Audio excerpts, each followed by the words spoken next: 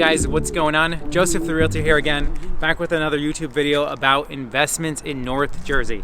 Guys, the reason I make these videos is because I feel like nobody's really making YouTube videos about investments in North Jersey. So if you guys like my videos, make sure you like and subscribe, maybe even leave me a comment, share the video with your friends so that I can continue to make these videos that are informational to everyone who's buying or selling a house in New Jersey. Let's go.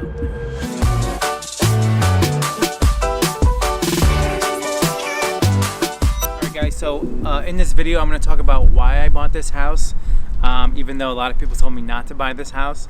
I'm going to talk about the issues I had throughout the process of buying this house and as I was renovating it, because I renovated all 3 units and the basement.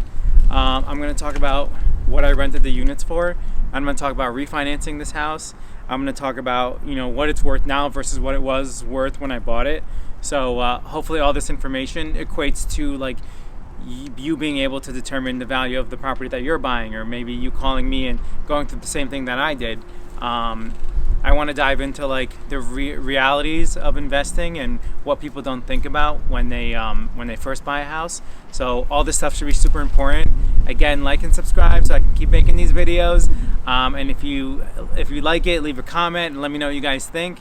If you guys look, one of the main reasons I bought the house is because of how big it is. Each unit is 1,500 square feet plus. The middle unit is biggest. The utilities are all separate except for the water.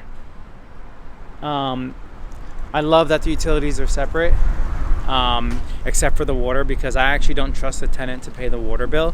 And if you don't pay the water bill, it can actually be a lien on the house. So I pay the water bill for the property every quarter, every 3 months. And they pay their own utilities, which is great. When I first bought it, the first floor and the third floor were vacant, and the second floor was rented for like $1,200. I ended up renovating the first floor and the third floor together, and I rented the first floor for $1,900 and the third floor for $1,800. And then the second floor ended up leaving, so I renovated that too, and then I got $1,900 for the second floor because it's the biggest.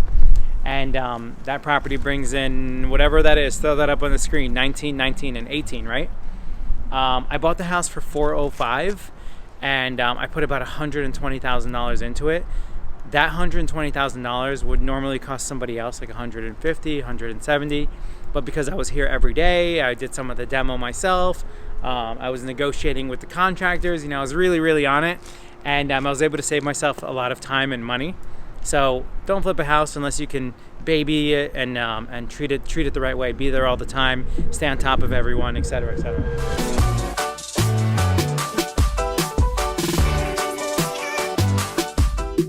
So we're gonna go in the basement right now, but I just want to quickly say something. I feel like this needs to be said. A lot of people watch these YouTube videos, and a lot of you guys call me, and I love you and I want to help you, but it's not just about the numbers. Some people just run numbers and that's it, and you can get a rent with this, none of that matters.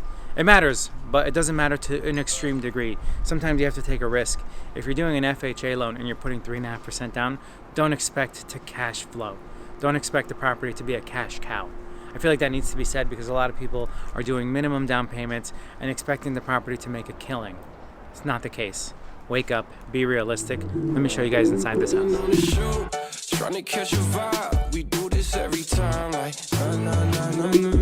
So one of the first things I did when I bought this house, the electricity was all separate over here, so it's really good.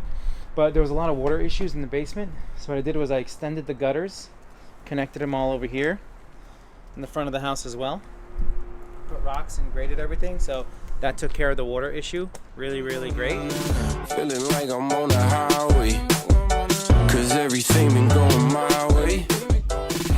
Alright guys, so before I take you into the basement, this is the entrance to the basement.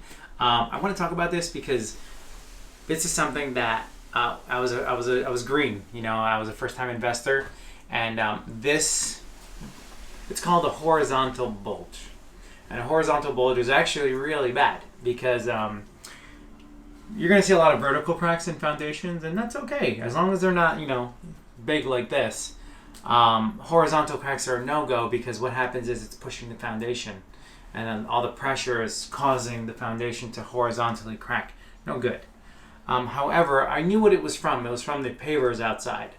So I overlooked this because I got a good price on the house. And some of my clients, they will pass on a house because of something so minuscule. And any home inspector who's going to see this is going to say this is structural, which it is. However, this is an old house. This is pre-1900, so all the movement is done. The issue is fixed. So this is okay. Stuff like this is okay. I overlooked it. So I guess my point is, like, if there's issues with a house, if the house is worth it, it's okay to overlook those issues as long as they are fixed and no longer an issue.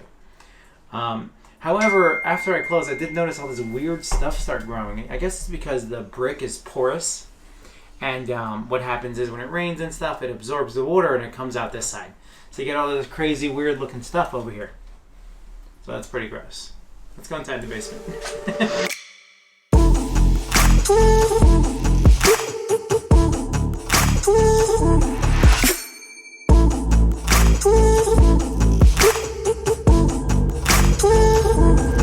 Alright guys, so we are in the basement of this 3-family house. Some would consider this a 4th unit, but it is illegal. You can't rent this out. I was actually going to Airbnb this unit. Was doing that for a while, was making good money, and then I just didn't have the time for it, so I stopped doing that. That's why you see furniture here. But I just wanted to tell you what I did as far as like the refinancing. I bought this house for $405. I put about 130, 150, give or take. No, I say I put like 125 into it. And I refinanced, and it appraised for like, I think it appraised for $590. And I pulled out $40,000 and I bought another house and renovated this basement. So the basement that you see here today is money I pulled out from the refinance, which is pretty cool because that was last year. And then the market blew up even further and I ended up refinancing again. And now when I refinance, it actually appraised at $660. So 405 to 660 with $120,000 investment. But that's not, like, to me that's irrelevant. It's great and everything. But to me, what's most important is the cash flow that the property makes every month, because now I have that equity in the property. And I put my own hard money into it so that I have really great units that I can rent out. So let me show you the basement. I did some cool stuff here. A friend of mine is an artist, so he did all this artwork for me. Pretty cool. I thought it added a nice little pizzazz with the brick and the tile that I chose. Yeah, those are the gas meters over there. Really important. This is an electrical meter. That's the house meter. So all 3 units have their own electrical inside the apartments, so they don't have to come down here. And that meter is for the house. So the basement and the exterior lights and the hallways are all on that meter, which is my responsibility as an owner in a 3-family house. So I'm going to show you the utilities real quick. If you want to pop in and take a look, utilities are really important to me. It's really good because these are steam heat. So these are really good systems. And there's 3 hot water heaters, 3 electrical meters, 2 steam heat systems. And actually the 3rd floor apartment is vacant right now. It was just cleaned and getting ready for the new tenant. So all separate utilities, really, really nice and clean. The 3rd floor apartment has central air and forced air. You don't have to do this, but another thing that's really cool is PSE&G has a worry-free guarantee program. I believe for a steam boiler like this, it's $299 a month for a full service and warranty. $299 a month. The hot water heaters are $1.99 a month. And then the condenser and the HVAC system upstairs is $399 a month. So every month I pay, it comes out to like $60, but all my utilities are covered in case anything goes wrong, which is for me, I could sleep better at night and I don't have anything to worry about, and it's worth it. So I'm gonna take you guys upstairs to the 3rd apartment and show you what that looks like. This is where I wanna be, nah, nah, nah. Never ever gonna leave. So there's not a tenant here now because I just painted it. The previous tenant just left, just cleaned it up. Everyone told me not to buy this house because it didn't have a driveway. I didn't care about the driveway because there's plenty of street parking. What I liked about the apartment is all the kitchens are really big. There's a little room in the back for laundry. The bedrooms are a good size, and they all have big windows and they get a lot of light. So rule of thumb is a 2-bedroom, 1-bath is a perfect apartment because it rents quick. It always rents. Everyone will always need a 2-bedroom, 1-bath as long as it's between $1,500 and $1,900.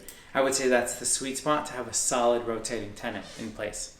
Check out the apartment. Let me know what you guys think in the comments. This apartment is rented for $1,800 to $1,900 consistently, depending on when the time it's vacated. I would say I rent this apartment for more in July. I have a harder time renting it in January, February. That's important to know because, depending on when you close on your house. All white seems to be the trend. Samsung appliances seems to be the trend. Nice big dining room with pantry for storage. Laundry room that's big enough for storage. Laundry included. That's a huge big deal. This unit has an HVAC system, so it has central air, which is controlled by a Nest thermostat. Nice big large bathroom that's not too small. Really, really cute tile choices with a stand-up shower. Things that every tenant wants. A nice sized living room. I got really lucky at this one because they left the couch for me. And the new tenant wanted it. Good sized bedrooms with good sized closets. And one of the bedrooms even has a walk-in closet. And then also you have the panels, the electrical panels. Cutler Hammer, which is the Lamborghini of electrical panels, is in each unit, so nobody can bother. No, the tenants don't have to bother each other if anything goes out. Yeah, so that's pretty much it. I bought this property $405. I put $125,000 of my own money into it, and now it appraised for $660. I think if this house hits the market, it'll probably sell for $700. However, I would never sell it because it simply has a good cash flow. If you guys have any questions or if you see a property you like, send it to me or any agent in my team. Like and subscribe to my channel. Stay tuned for more videos. That's pretty much it. Love you guys. We do this every time, like